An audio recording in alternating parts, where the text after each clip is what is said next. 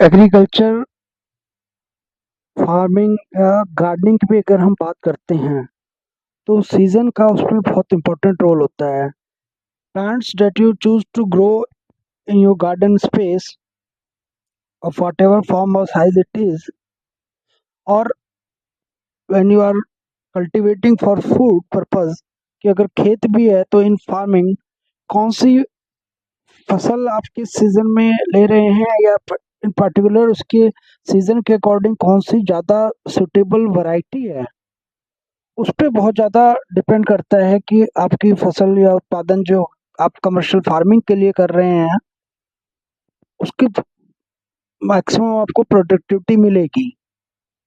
तो इसलिए आज की डेट में आपने क्लाइमेट रेसिलिएंट एग्रीकल्चर को सुना होगा कि अलग अलग सीजन के अकॉर्डिंग आपने क्या चूज करना है। तो ये अगर एग्जांपल मैं देता हूँ दिल्ली के क्लाइमेट के हिसाब से, या इन जनरल अगर हम बात करते हैं नॉर्थ इंडिया के भी हिसाब से, या ओवरऑल भी अगर इंडिया के हिसाब से भी बात करें, तो तीन मेन क्रॉप्स होती हैं। रबी जो कि सर्दी हुआ, उससे पहले स- बरसात आ जाती है, और उन सबसे पहले आ जाता है जायद। जायद जो कि आमतौर पे मार्च अप्रैल वगैरह में लगाए जाने वाली जो चीज़ें होती हैं, फॉर एग्जांपल कि वाटरमेलन तरबूज है तो वो मार्च में लगा दिया और जून में हार्वेस्ट हुआ, यानी इस टाइप की शॉर्ट ड्यूरेशन किस्में जो है वो हो जाती हैं। रबी में सौंफ एग्जांपल है, जैसे फैनल उसका एग्जांपल हो गया।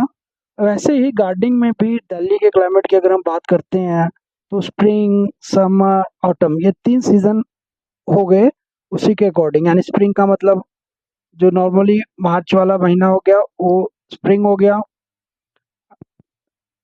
समर जो आपको पता ही है, जो जुलाई आजकल बारिश रहती है तो वही गर्मी का पीक रहता है। और ऑटम जो कि आप आमतौर पे सीड्स लेके आते हैं गार्डनिंग सीजन जब दिल्ली में ऑटम का होता है, तो यानी कि अक्टूबर नवंबर में जो हम शो करते हैं, उ- उसके हिसाब से आप प्लांट्स को डिसाइड करके ग्रो करेंगे तो उनका मैक्सिमम यील्ड आपको देखने को मिलेगा। So plan your garden space of whatever size it be according to spring season plants that grow well summer।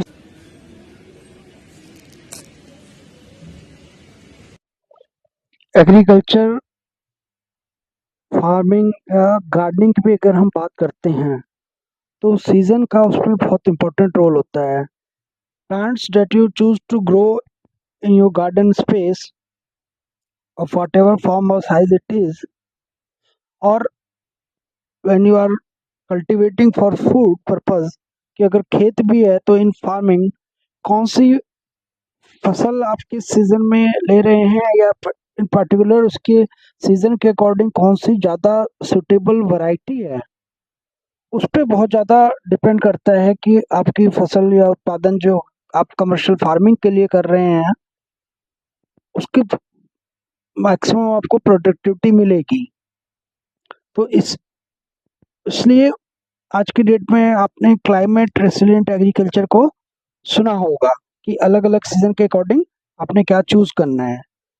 तो ये अगर एग्जांपल मैं देता हूँ दिल्ली के क्लाइमेट के हिसाब से, या इन जनरल अगर हम बात करते हैं नॉर्थ इंडिया के भी हिसाब से, या ओवरऑल भी अगर इंडिया के हिसाब से भी बात करें, तो तीन मेन क्रॉप्स होती हैं। रबी जो कि सर्दी हुआ, उससे पहले स- बरसात आ जाती है, और उन सबसे पहले आ जाता है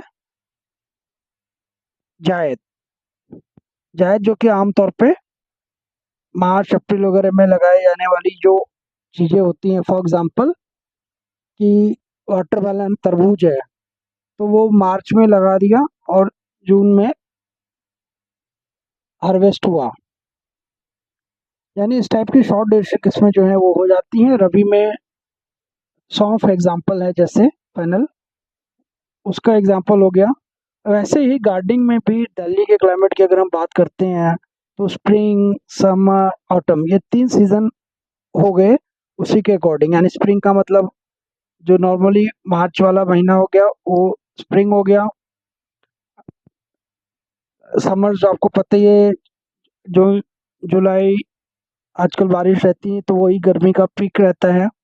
और ऑटम, जो कि आप आमतौर पे सीड्स लेके आते हैं गार्डनिंग सीजन जब दिल्ली में ऑटम का होता है, तो यानी कि अक्टूबर नवंबर में जो हम शो करते हैं, उ- उसके हिसाब से आप प्लांट्स को डिसाइड करके ग्रो करेंगे तो उनका मैक्सिमम यील्ड आपको देखने को मिलेगा। So plan your garden space of whatever size it be according to spring season plants that grow well। Hi, छुट्टियां शुरू हो गई बच्चों की। हाँ, are their kids new home? जी हाँ, अभी नहीं तो कोई बात नहीं, 3 वीक के बाद ही सही, गर्मी छुट्टियां तो आएंगी, तो उस समय क्यों ना बच्चों को कुछ कंस्ट्रक्टिव सिखा सकते हैं आप। तो उसी का एग्जाम्पल है ये कि आमतौर पर बच्चे ही नहीं, बड़े भी कई बार हम इनका इंग्लिश नेम तक नहीं जान पाते हैं, और अगर जानते भी हैं तो हम उनको डिफ्रेंशिएट नहीं कर सकते हैं। अब जो बरसात का सीजन आएगा या summer season in at large, we talk about gourds. तो ये जो है, ये आप ये गोड्स देख रहे हैं। अब छोटे से अगर बड़े की बात करते हैं तो ये है लिटिल गोड्स। सबसे छोटे छोटे ये आप देख रहे हैं लिटिल गोड्स। इसको कहीं पे आप गिलोड़ा, कहीं कुंडरू, इस टाइप की चीजों से नाम बोलते हैं, because they are as little as our fingers. ये देखिए, ये देखिए, ये देखिए। तो आमतौर पर ये फिंगर की साइज से छोटे ही रहते हैं, तो that's why they are known as little gourds. अब ये है, ये वाले गोड में आप देखेंगे कि इसके जो एजेस हैं वो स्लाइटली पॉइंटेड हो जाते हैं एट द टिपिंग एंड। ये देखिए, ये पॉइंटेड होने की वजह से इन्हें बोलते हैं पॉइंटेड गोड। पॉइंटेड गोड को हिंदी में आप जानते हैं परवल के नाम से, परमल के नाम से। तो ये परवल जो है, ये हमारा पॉइंटेड होने की वजह से एंड में पॉइंटेड गोड कहलाया। लिटिल आपने देख लिया। अब ये देखिए, ये धारियां आपको दिख रही हैं। If you are a snake lover, which very less number of people are, तो ये ऐसे लगेगा जैसे धारियां हैं। देयर आर बैंड्स, और शेप भी इसका जो है थोड़ा बहुत वो वैसे ही रहता है, ट्विस्टेड टाइप, जैसे कि कोई स्नेक मूव कर रहा हो। तो दैट्स व्हाई दिस गोड इज नोन एज स्नेक गोड। स्नेक गोड को हिंदी में आप आमतौर पे चिचिंडा या चरमुंडा के नाम से जानते हैं। और सबसे ज्यादा जो कंफ्यूजन रहता है, सबसे ज्यादा कंफ्यूजन इन दो में रहता है, जिनको कि हम ज्यादा तौर पे यूज करते ही हैं। जब भी हम रिच गोल्ड की बात करते हैं तो आमतौर पे रिच गोल्ड पे चाहे बच्चे या कई बड़े भी वो इसको समझ लेते हैं, तुरई को। बट तुरई is not ridge gourd. Why it's not ridge gourd? Because there are no ridges on it. Ridge मतलब धारियां। ये देख रहे हैं आप, ये भले धारियां हैं, but these are not as prominent as in case of this one. तो ये जो है उल्टा, जब आप इसको देखेंगे, प्रेस करेंगे, तो ये काफी स्पंजी है, और सूखने के बाद भी ये काफी स्पंज जैसा लगता है। तो ये तोरई है। तोरई इज स्पंज गोड। और ये है ट्रू रिजेस। ये आप देख रहे हैं ये धारियां कितनी डेवलप्ड हैं, कितनी डिस्टिंग्विश करती हैं एक दूसरे को क्लियरली। तो इसे इसलिए रिज गोड कहा जाता है। रिज गोड, ये वाली धारियां, जैसे कि अगर खेत में भी अगर थोड़ा बहुत आपको थोड़ी नॉलेज होगी तो हम इसे रिजेस कह देते हैं, और बीच के पोर्शन को फरो बोल देते हैं, जहाँ से पानी पास होता है। तो रिजेस पे प्लांट आप लगा देते हैं। तो ये रिज गोड है, स्पंज गोड, रिज गोड को हिंदी में जो है वो जिंगली के नाम से जानते हैं।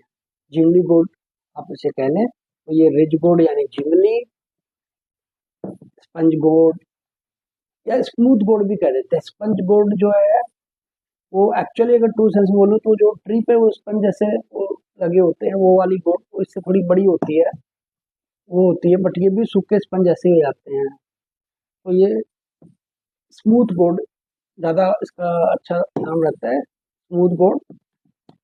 तो रिज गोड, स्मूथ गोड, तुरई, रिज गोड जिंगली, स्मूथ गोड तुरई, स्नेक गोड चचिंडा, पॉइंटेड गोड परवल और little finger size gourds thin are kundru या giloda. Thank you so much for providing your valuable time and keep making this habit of your children at home to learn